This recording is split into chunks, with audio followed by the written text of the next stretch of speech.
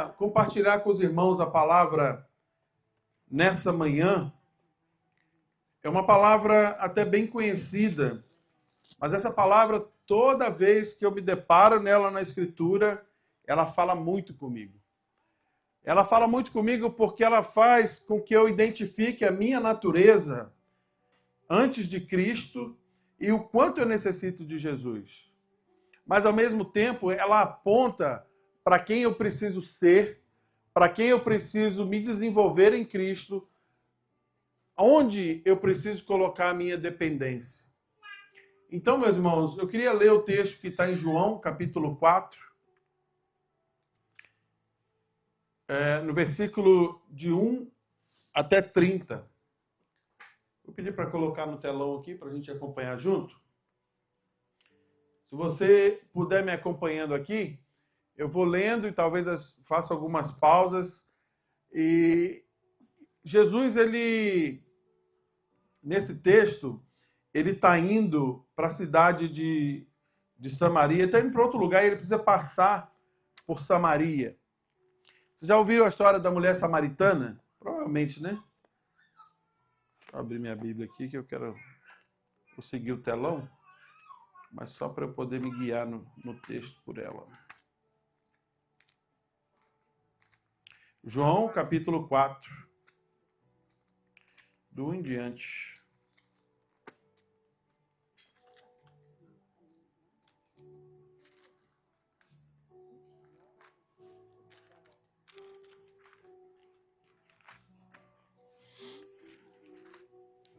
João, capítulo 4,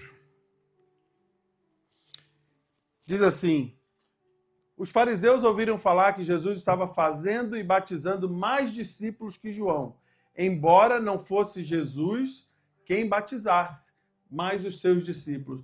Vou fazer só uma pequena pausa aqui. Às vezes a gente tem a impressão, ou passa despercebido na nossa mente, que Jesus ele só andava, né, de um lado para o outro, pregando o evangelho, né, pregando sobre o reino, junto com os discípulos. Mas às vezes a gente não passa despercebido para nós que Jesus pregava o evangelho do reino e pregava também a mensagem de João Batista de arrependimento. E os seus discípulos batizavam aqueles que se arrependiam. Então, Jesus ia passando, pregando o evangelho, fazendo a obra, e os discípulos iam batizando aqueles que se arrependiam. Tanto que esse texto ele fala que os seus discípulos, junto com Jesus, batizavam mais do que João Batista. Seguindo o texto, quando o Senhor ficou sabendo disso, saiu da Galileia, saiu de Judá e voltou mais uma vez a Galileia. Próximo.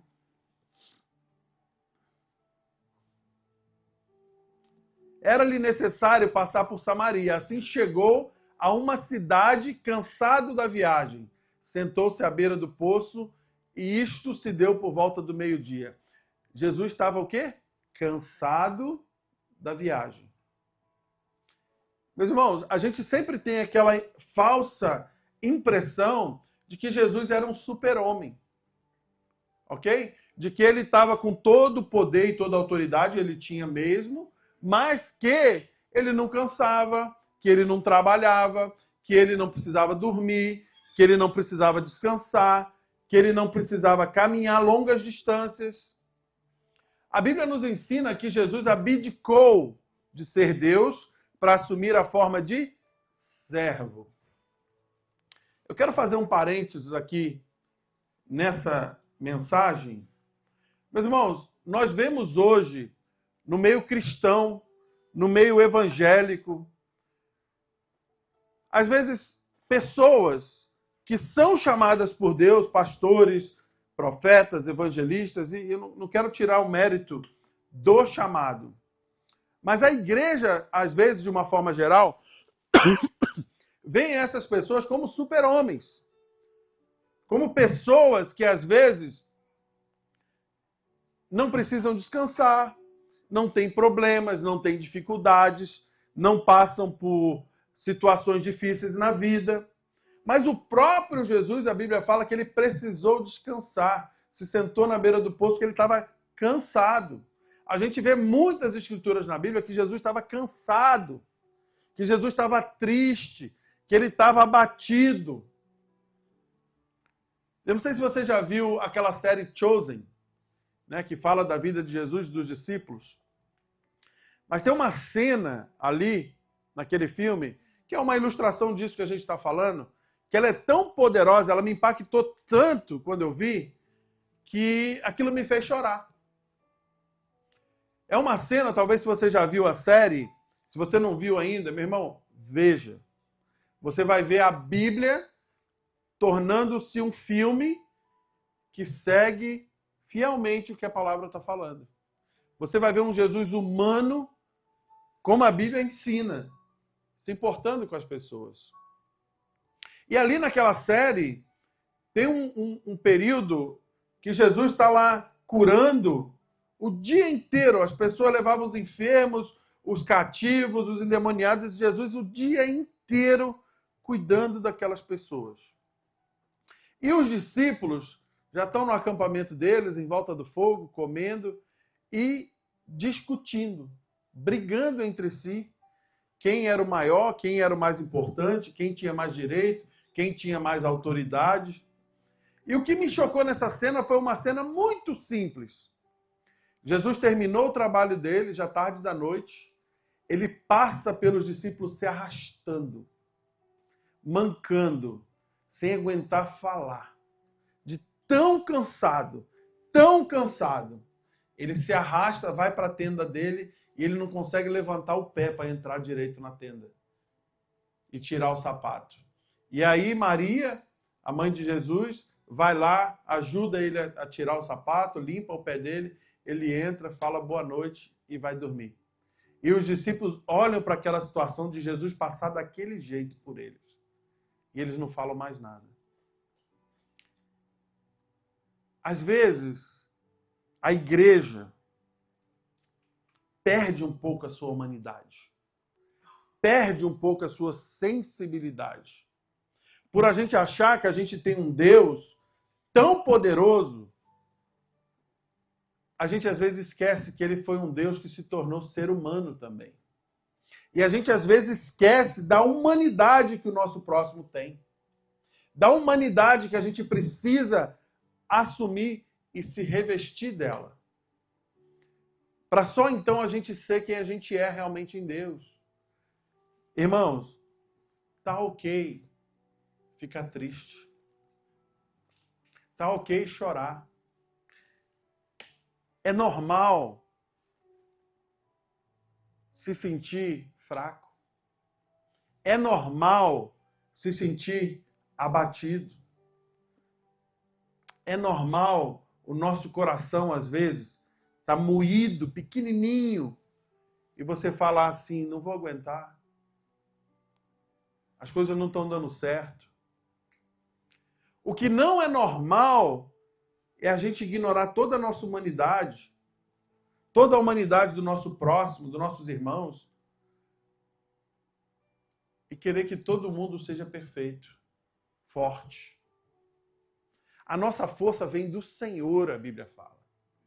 Mas nós, muitas das vezes, estamos naquele lugar que a gente mesmo não aguenta nada. O apóstolo Paulo ensina e faz uma declaração de que quando eu sou forte, eu sou fraco. Mas quando eu sou fraco, aí é que eu sou forte. Sabe por quê? Porque a minha força, ela não está em mim. A sua força não está em você. Ela está na sua dependência de Deus. Eu queria que você pudesse pensar nesse momento qual a situação atual na tua vida, qual especificamente você está vivendo ou passando por ela nessa temporada da sua vida que está esmagando o seu coração, que está apertando o seu peito, que está incomodando a sua mente, que está diminuindo a qualidade do seu sono.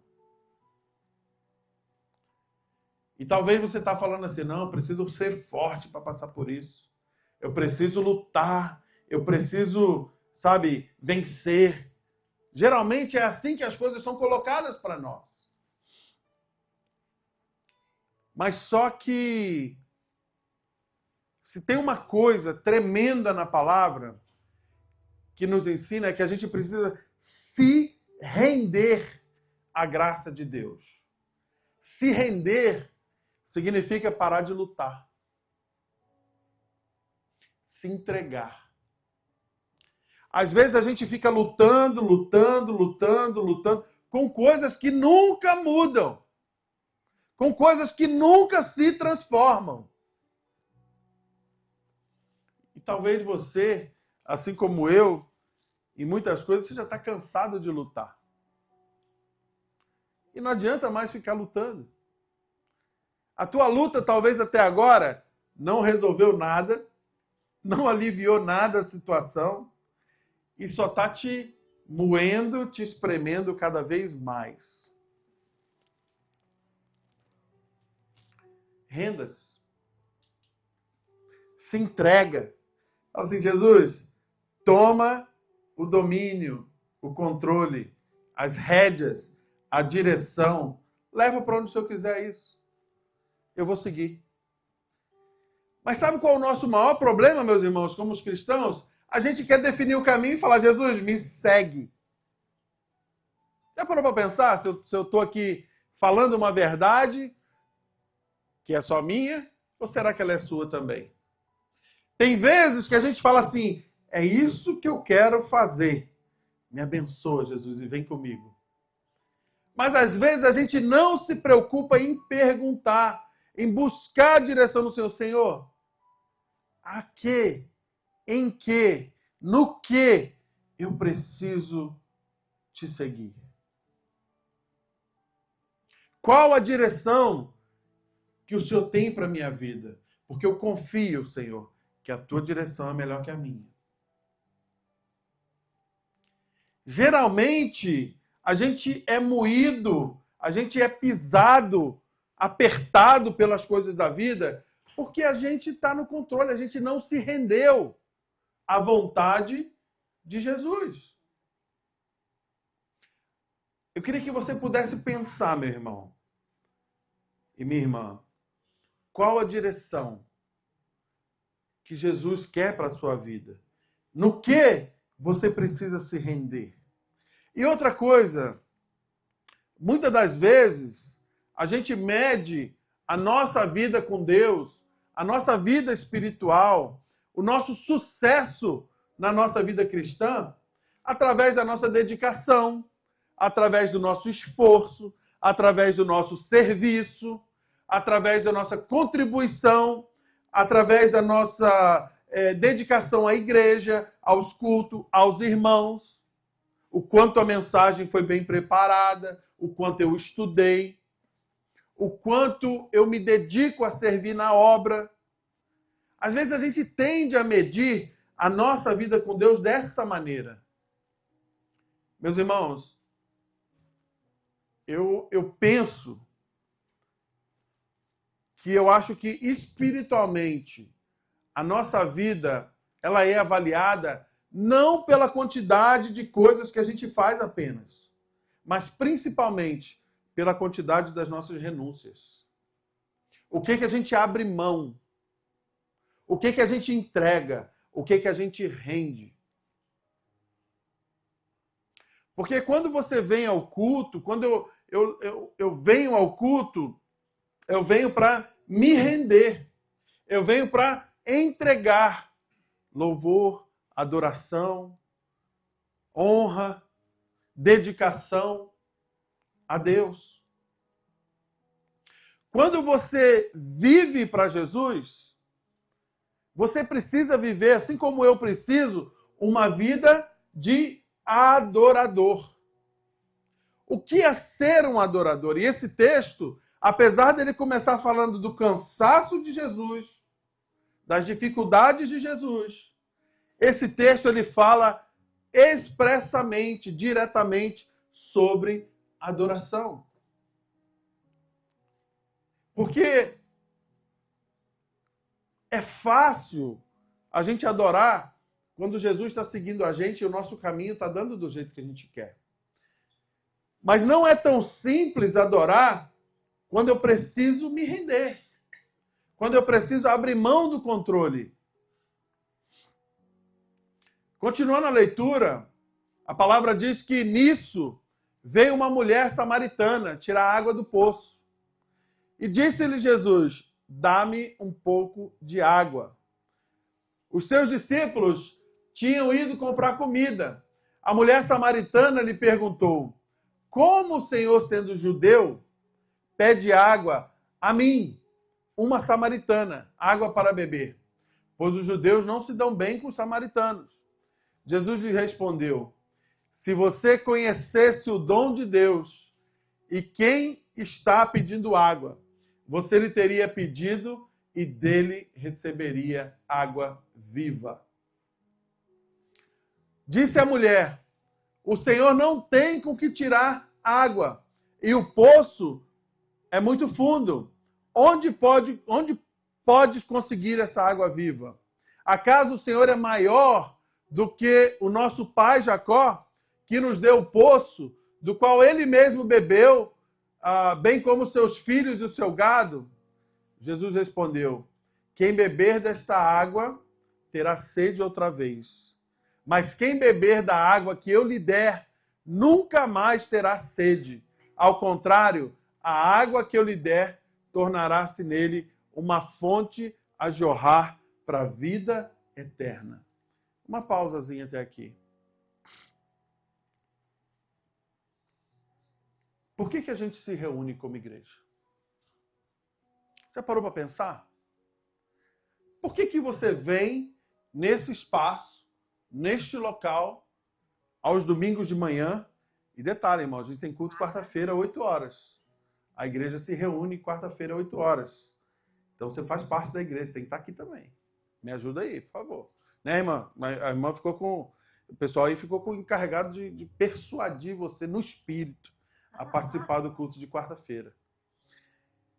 Porque tem sido uma bênção. Amém. Então, irmãos, por que a gente se reúne aqui?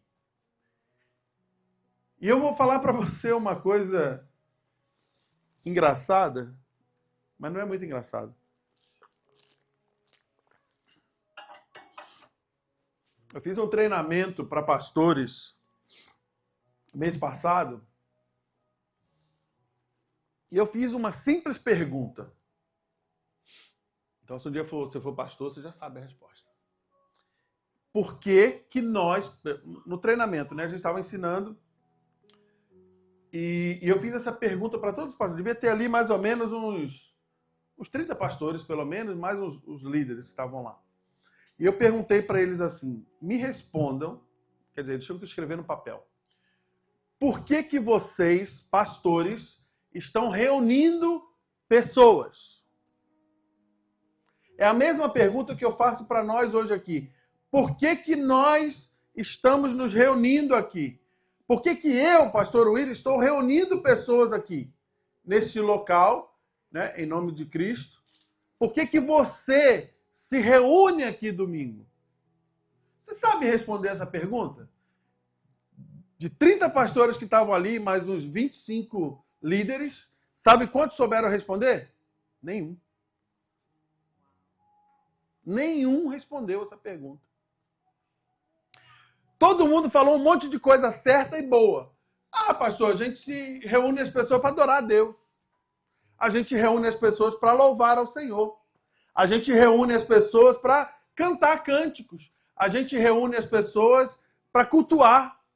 A gente reúne porque a Bíblia fala que a gente tem que congregar. E por aí vai.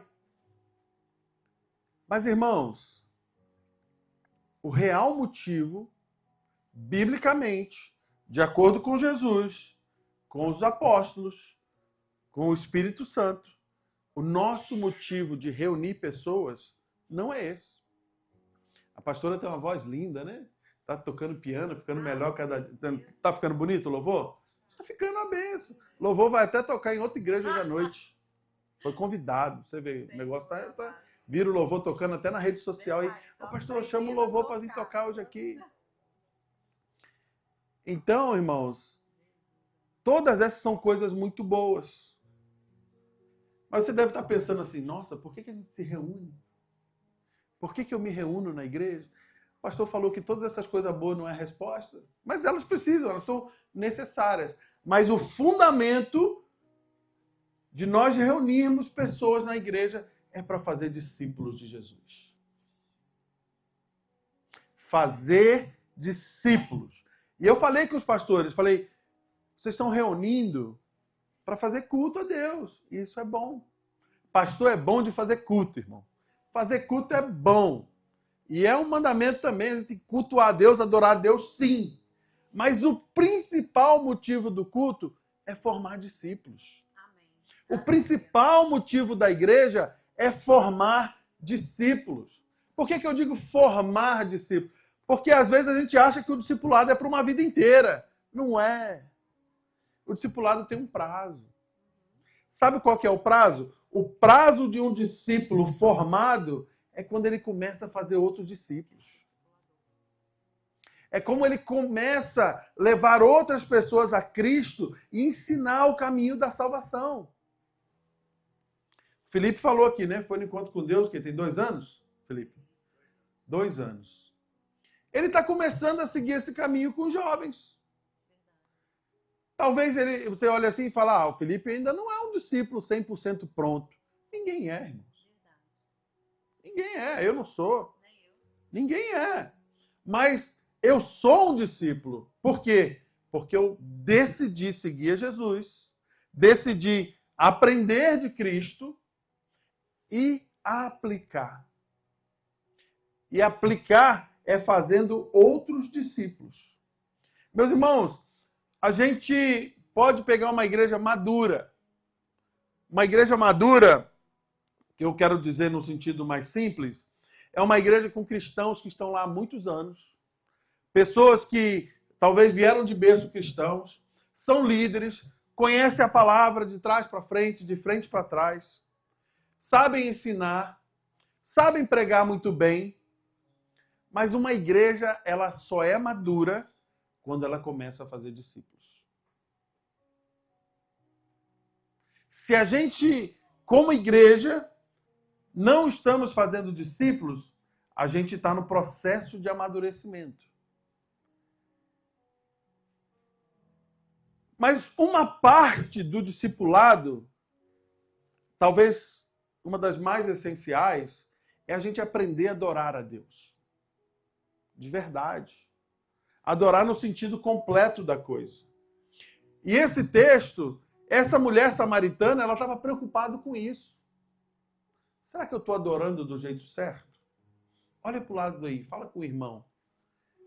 Será que a gente está adorando do jeito certo? Será? Será que estamos adorando da maneira que Deus espera que a gente adore? No texto seguindo, versículo 15, diz assim, a mulher disse, Senhor, me dê dessa água para beber, para que eu não tenha mais sede, nem precise voltar aqui para tirar água.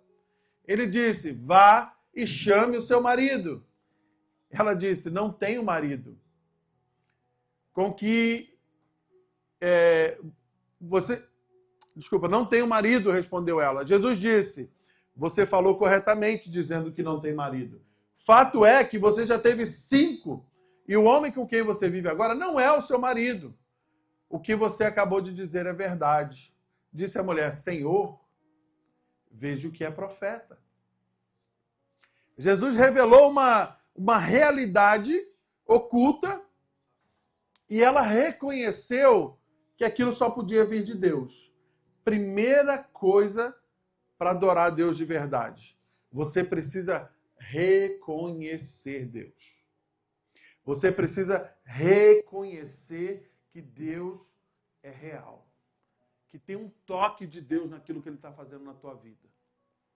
Ela reconheceu superficialmente. Esse aí é um homem de Deus. Mas ela não sabia com quem ela estava falando ainda. E ela se sente incomodada a entender o que é a adoração que ela está fazendo. Ela falou, vejo que você é um homem de Deus. Já falou minha vida, né? Se fosse hoje em dia, quem te contou minha vida? Quem que te falou essas coisas? Olhou minha rede social, né? Não seria mais ou menos assim que a gente pensa hoje? Mas ela sentiu o toque de Deus. Eu vejo que você é um homem de Deus.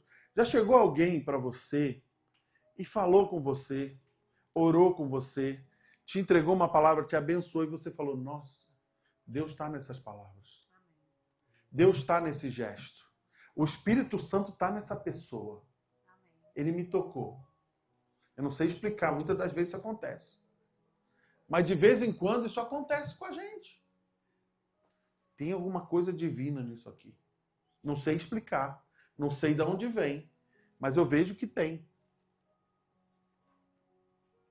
E ela, nessa dúvida, ela ficou curiosa. Meus irmãos, o divino, o toque divino em nós, tem que despertar em nós curiosidade.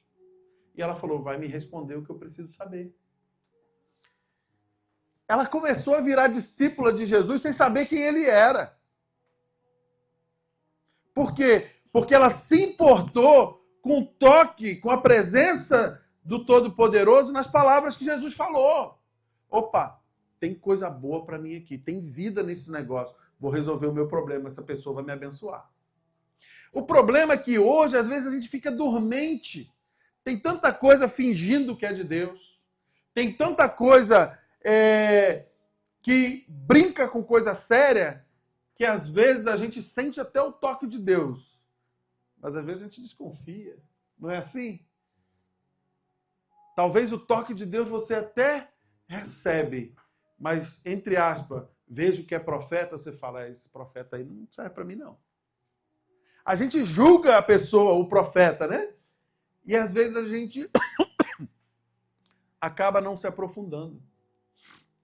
A mulher disse para Jesus, nossos antepassados adoraram nesse monte, mas vocês, judeus, dizem que é em Jerusalém o lugar que deve adorar. Jesus declarou, creia em mim, mulher. Irmão, isso aqui é tremendo. Vejo que você é de Deus. Aí ela joga uma dúvida, mas vocês, judeus, criaram um problema para nós. Falando que a gente está adorando no lugar errado. Jesus fala para ela, creia em mim. Jesus fala para você hoje, nessa manhã, meu irmão. Naquilo que ele tocar a tua vida, creia nele. Creia em Jesus. Quando você sentir o toque, a presença de Deus, a direção de Deus na tua vida, o toque do Espírito Santo, creia em Jesus. Creia em Cristo. Deixa ele te direcionar. Deixa ele cuidar de você. Deixa ele te levar para onde ele quer. E Jesus diz simplesmente para ela, creia em mim. Está próxima a hora em que vocês não adorarão o Pai nesses montes, nem em Jerusalém. Vocês, samaritanos, adoram o que não conhecem. Nós adoramos o que conhecemos, pois a salvação vem dos judeus. No entanto, está chegando a hora, e de fato já chegou, que os verdadeiros adoradores adorarão o Pai em espírito e em verdade. São estes os adoradores que o Pai procura. Deus é espírito e é necessário que os seus adoradores o adorem em espírito e em verdade. Jesus falou para aquela mulher, está chegando a hora. Eu acho que Jesus pensou assim, eu vou revelar para ela. Então assim, está chegando a hora. Né? Talvez ele estava se referindo à cruz, né? Quando ele entregasse a vida dele na cruz para salvar a humanidade. Está chegando a hora, mulher. Você vai conhecer a verdade. Aí eu acho que ele repensou, né? Essa hora já chegou. Esta hora já chegou. Que os verdadeiros adoradores adorarão ao Pai em espírito e em verdade. A mulher, no debate com Jesus, ela disse, eu sei que o Messias, chamado Cristo, está para vir. Quando ele vier, explicará tudo para nós. Então Jesus declarou, a hora chegou. Foi aqui que ele falou, eu vou falar logo, porque ela vai perguntar. Eu sou o Messias. Eu que estou falando com você. Meus irmãos, com todo o temor que eu tenho na palavra e na direção do Espírito Santo. Jesus falou que essa hora já chegou. E às vezes a impressão que possa se passar é que quando ele vier de novo, ele vai explicar tudo para a gente. Ele já veio para explicar tudo para nós. Ele mandou o teu Santo Espírito para nos ajudar a entender. Ele vai voltar, mas ele não vai voltar mais para explicar nada. Ele vai voltar para recolher os que entenderam, os que compreenderam, os que assumiram, receberam e se renderam. Às vezes, nós vivemos ainda como essa mulher. A gente sente o toque do sagrado, do Espírito, da direção de Deus. E a gente está pensando ainda, quando Jesus aparecer para mim, quando Jesus se manifestar, quando ele vier, ele vai clarificar tudo isso para mim. Mas a palavra declara que ele já veio, que isso já foi liberado.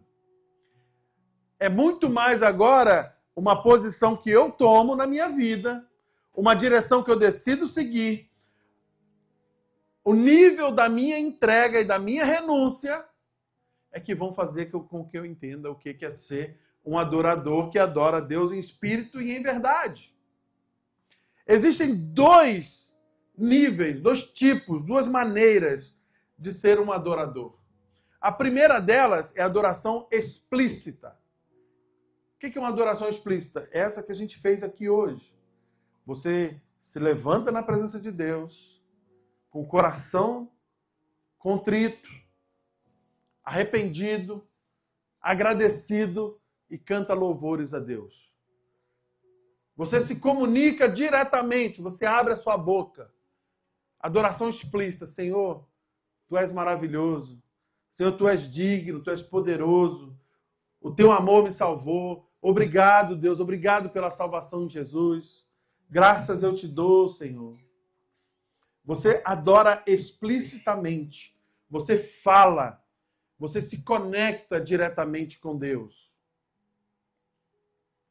Outra maneira de você ter uma adoração explícita é você focalizar a sua vida em Deus. Por exemplo, você serve a Deus. Os diáconos chegam mais cedo para organizar a igreja para servir a Deus. A mídia serve, o louvor serve, os ministérios servem a Deus. Uma outra maneira de adoração explícita é quando a gente entrega o nosso dízimo, a nossa oferta, para quê? Para a honra e glória de Jesus, para que a obra dele, o projeto dele, seja o nosso projeto. A contribuição na obra de Deus é adoração explícita, é adoração direta. Por exemplo, quando você canta, quando você faz uma peça, uma apresentação de crianças, por mais que nós às vezes estamos vendo, participando, a gente faz isso com o espírito contrito de que a honra e a glória é de Jesus. Agora, existe a adoração indireta. Aquela que não está explícita, marcada.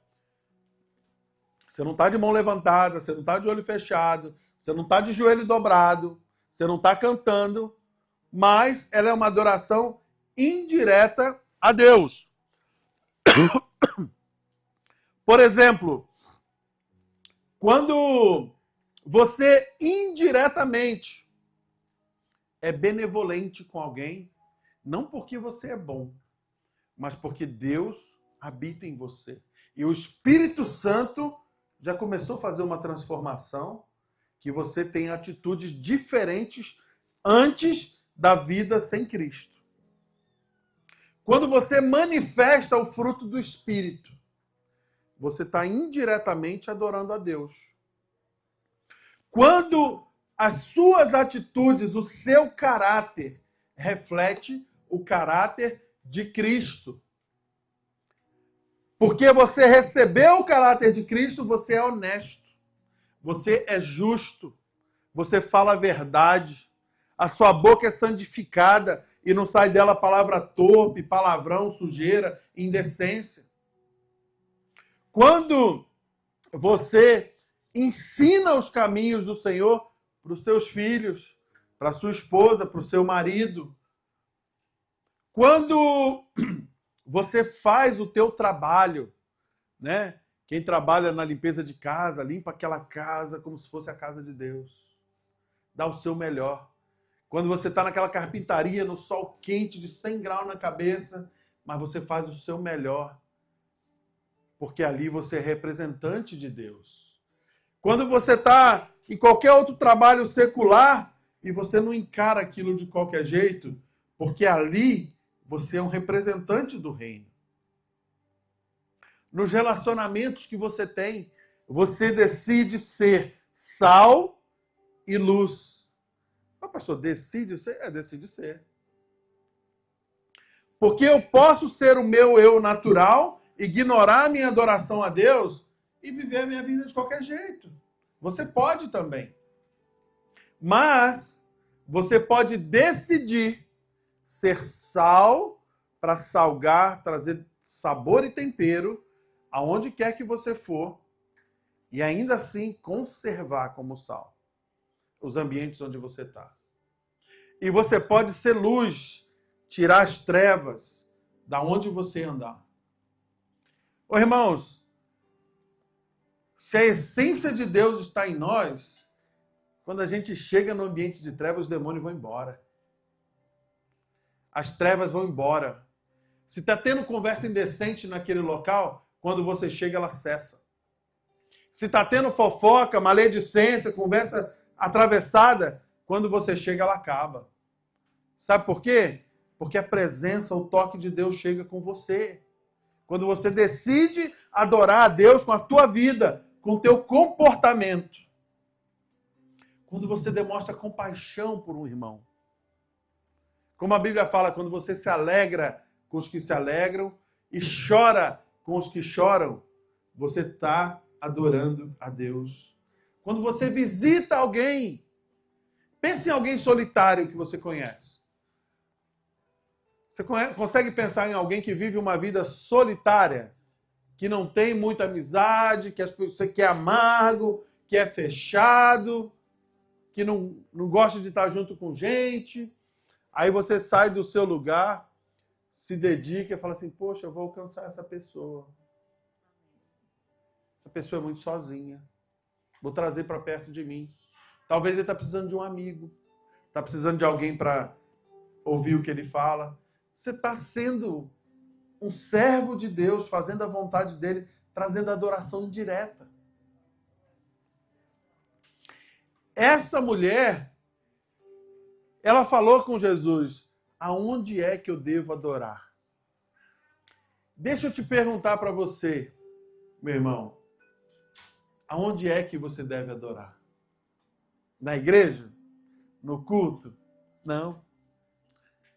É em espírito e é em verdade. Não depende de lugar físico.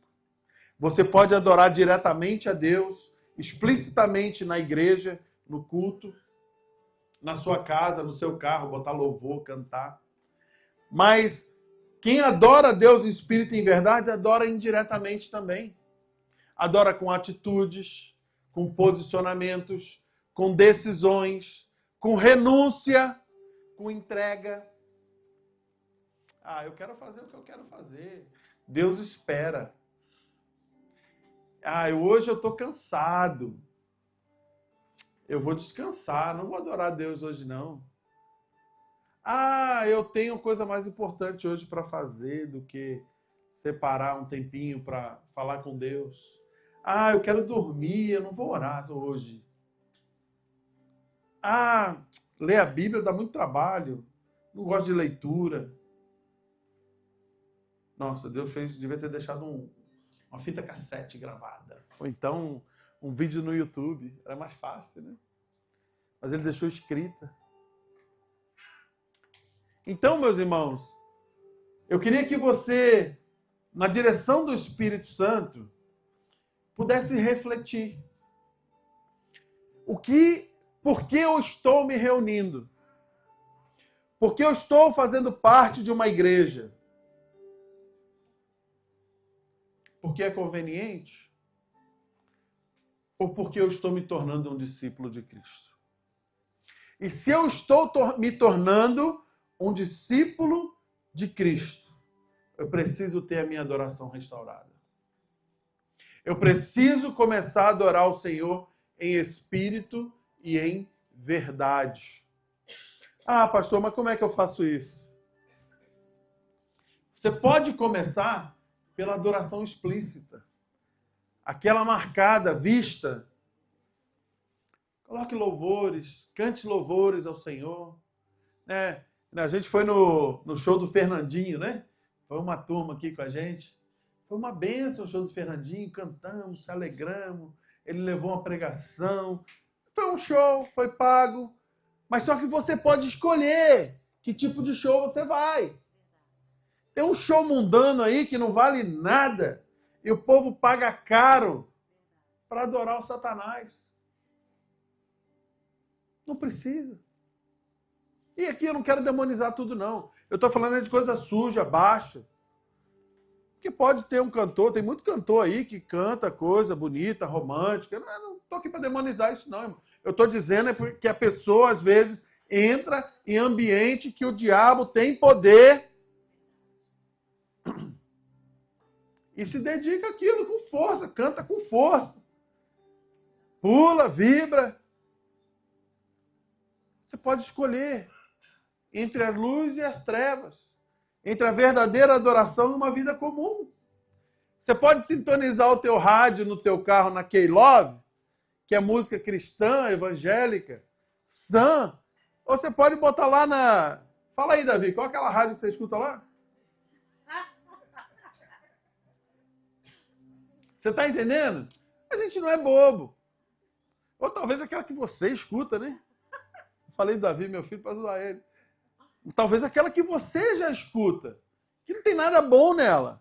Mas você pode escolher adorar a Deus indiretamente, só mudando a estação do seu carro, que você vai e volta para o trabalho. A gente, às vezes, tem o costume de falar muito de música. Mas você pode escolher adorar a Deus em espírito e em verdade, parando de ver aquela série suja, podre, que mata o teu espírito, que ofende o Espírito Santo em você, e começar a ver coisas que são boas, que edificam para a sua vida. Eu lembro que tinha um irmão na igreja uma vez que ele viu uma série no Netflix, que o nome da série era Lúcifer. Eu falei, se Jesus voltar hoje, você vai direto para a casa dele. Irmãos, que associação tem as trevas com a luz? Me explica. Qual associação tem? Ah, pastor, não tem nada a ver. Alguém já falou para você que as coisas não têm nada a ver? Halloween, tem nada a ver, pastor. É cultural. Ah, filme de terror, tem nada a ver, é só entretenimento. Música suja, tem nada a ver. Filme pornográfico, tem nada a ver. Será que não tem nada a ver, irmão? Ah, é objeto, doce, é coisa dedicada, não tem nada a ver. Deus é maior que isso tudo. Amém, Deus é maior que isso tudo.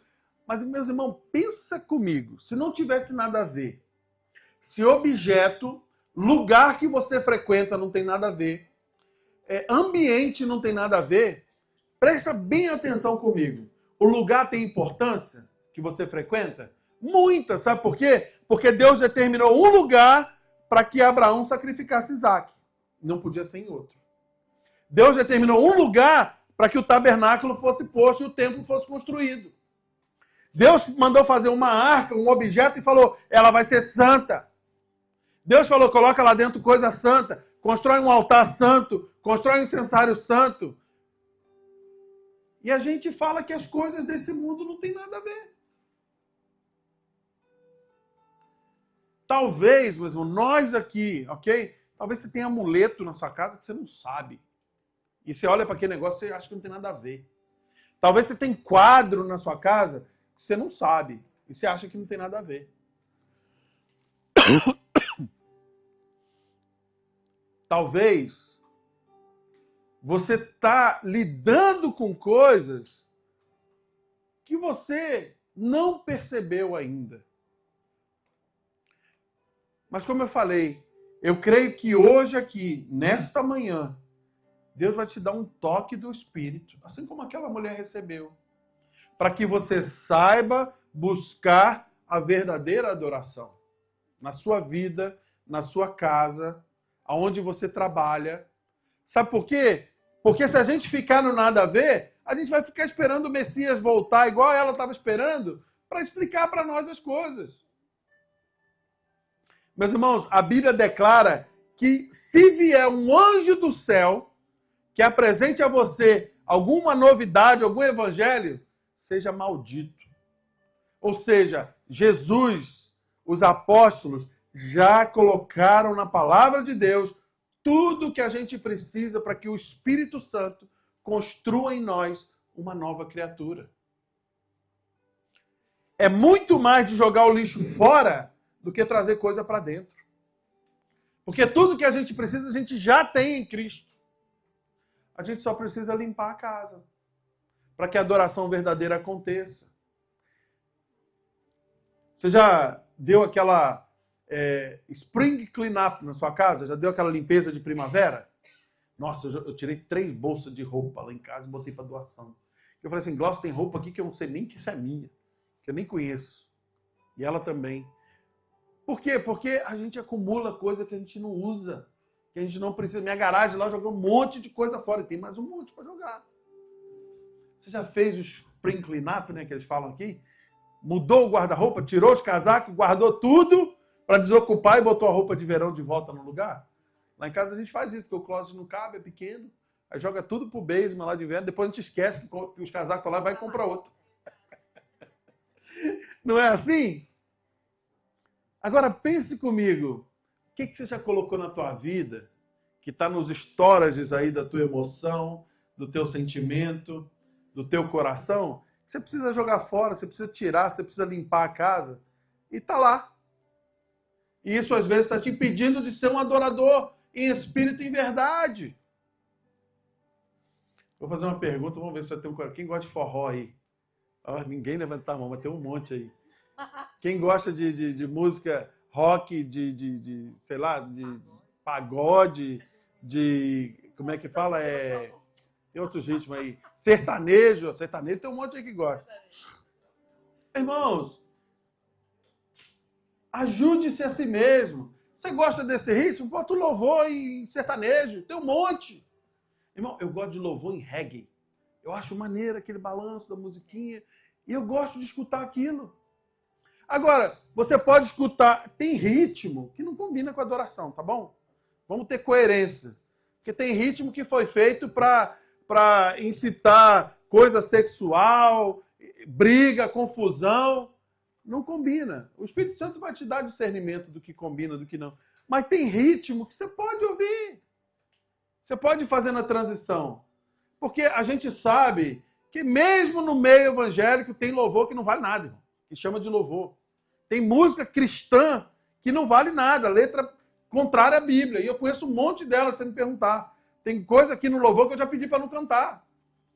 Por quê? Porque não honra Deus em nada, é só um ritmo legal, fala a Bíblia de maneira errada, coloca Jesus numa posição que ele não é. Você quer ver um louvor que a Bíblia fala que é abominação diante de Deus?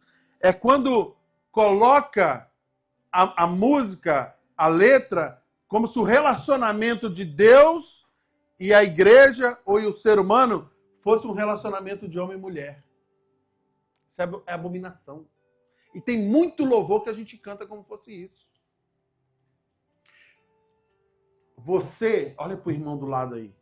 Você não é a noiva de Cristo. Nós somos a noiva. Você está entendendo? A noiva é a igreja. O indivíduo é filho. Então, quando a gente usa, quando as músicas usam o relacionamento de Cristo com a igreja para colocar o relacionamento de adorador com adorado, está errado. Tem muito louvor assim. Então, a gente pode escolher coisas boas. Você pode escolher o melhor caminho. Você pode adorar a Deus em espírito e em verdade. Mas tudo isso, meus irmãos, começa pela renúncia. Limpar a casa. Abrir espaço para Cristo ocupar. Seja explícita ou indireta a sua adoração. Ela precisa ser verdadeira. Porque só aí vai fazer muito sentido a nossa reunião, o nosso ajuntamento. Por que a gente reúne pessoas no domingo? Para fazer discípulos. Para nos tornarmos discípulos.